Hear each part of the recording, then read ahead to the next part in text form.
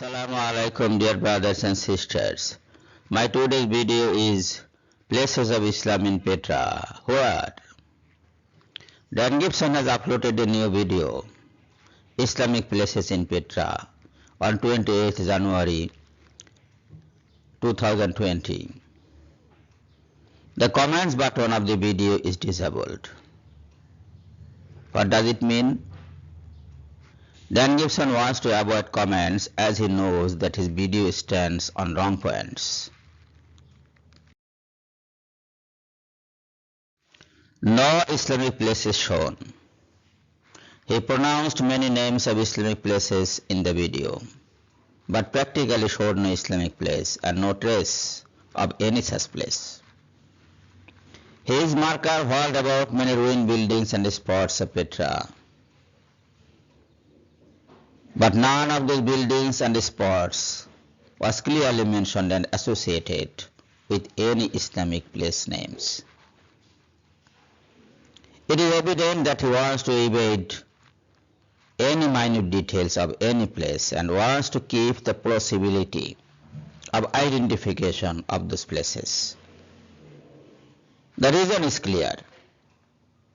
Falsehood. Falsehood. What he says is untrue. The hypocrite Romans not trustworthy. Dan Gibson refers to a Roman emperor who called Petra as Kura in 220 AD. It is not believable, as Kura is not Roman, and as the Romans could do and undo anything.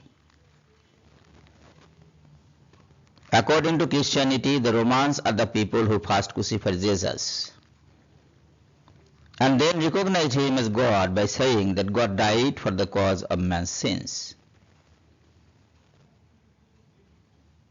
How can anybody believe these Romans, who could kill God for man's sins and recognize him anew for the sake of man? Dan Gibson talked of the Kaaba, Zamzam, Mount Hira, and many other things, but could point out none of these in the ruins of Petra. He drew some red lines on a map to show the directions of his imaginary Petra mosques. But those seem only to be lines, nothing else. Facts and figures are not anywhere guaranteed. He did not physically measure up the Qibla direction. How can he confirm it?